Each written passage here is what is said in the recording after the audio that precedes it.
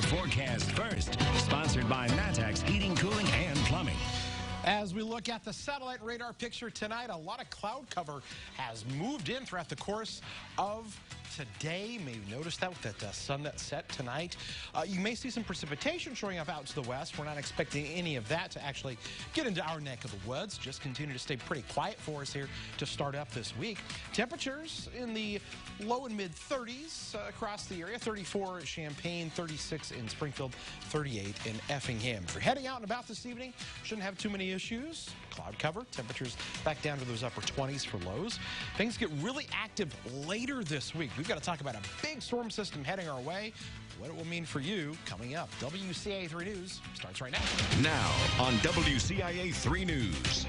After 20 years, the Stone Creek Golf Course and Restaurant are set to close. What the future may hold for all this land in southeast Urbana. A father is charged with the beating death of his 4-month-old son. What the boy's mother has to say about the first-degree murder charges. It's very taxing, physically and emotionally and financially as well. It's been a rough start to the year for some firefighters. What one village has already had to deal with in the first 6 days of 2020. You're watching your local news leader. This is WCIA 3 News at 6. I care a lot about what happens to the land there. A staple for many in the golfing community is closing after decades. Owners of the Stone Creek Golf Course in Urbana said it, along with the Addie's Bar and Grill and the Pro Shop, will shut down later this month. WCIA 3's Jamie Mays is live in Urbana. So, Jamie, you spoke to people who have played the course. What do they have to say about the closure? Yeah, many told me they're upset. I spoke to a couple who said that they choose to live out here just so that they can come and use this golf course. So the fact that it's shutting down is very upsetting to them. Stone Creek Golf Course has been in the community for about 20 years. The Atkins Group is planning to redevelop the golf course. The owners say they have spent years trying to make the golf course profitable, but they just haven't been successful. A statement says in part about the redevelopment and plans moving forward.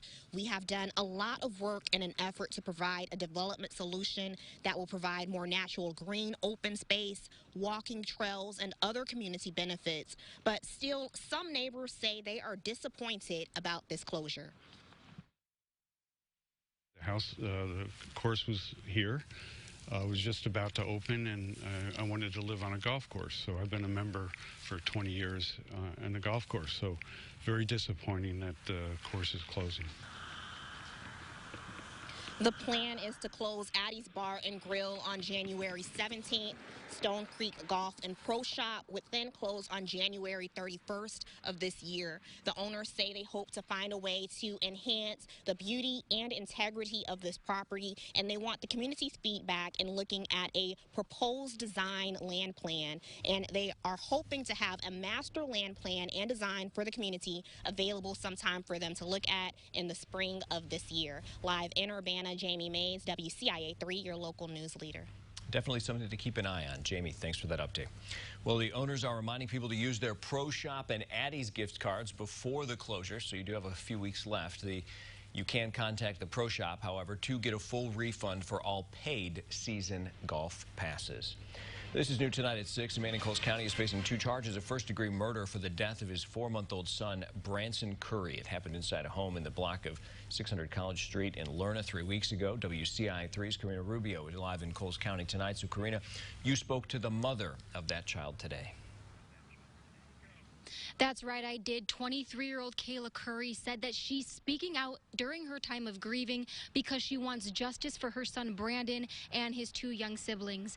Kayla Curry said she had been working overtime at work while her husband, 21-year-old Isaac Curry, was watching over the kids. He initially told police he had dropped the infant, leading to his injuries, but a doctor confirmed it was clear the result of the death was blunt force trauma. Kayla Curry came home to her baby already asleep and says she couldn't prepare for what was to come next. What I thought was Branson snoring like he normally did was him gurgling for his last breath. I didn't think anything of it because never in my life would I have imagined him to be so cruel. Curry says they called 911 when they found the infant not breathing the next morning. They pronounced him dead around 8:15. The father, Isaac Curry, will appear here at the Coles County Courthouse January 13th at 1 p.m. Live in Charleston, Karina Rubio, WCIA 3, your local news leader. An absolutely tragic story. Karina, thanks for the update.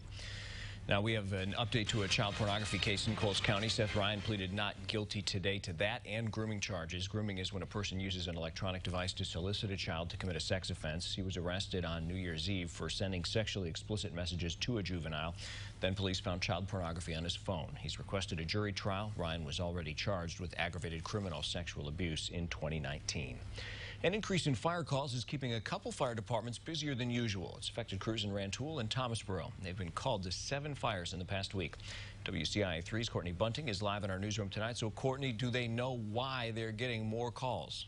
Well, Paul, there isn't a specific cause because the fires are starting for a variety of reasons, but many are from chimneys or ovens. Still, whatever the cause, that makes this a tough past week for crews. It's very taxing, physically and emotionally and financially as well. Most of us know the job of a firefighter is no easy one. And as volunteer departments, both Rantoul and Thomasboro's crews are giving up their free time to do it. Thomasboro firefighters spent most of the night at a house fire near Rantoul. The way the attic was designed, it was very difficult to get to. They had to pull the entire ceiling down, haul all the cellulose outside, and wet it all down. Those are challenges they're used to. But for this many days in a row, the pattern is getting exhausting. They'll sleep well tonight, I'm sure, if we don't have another call. Neighboring fire department Rantoul goes to many of the same calls as Thomasboro. There have been 7 fires since New Year's Eve.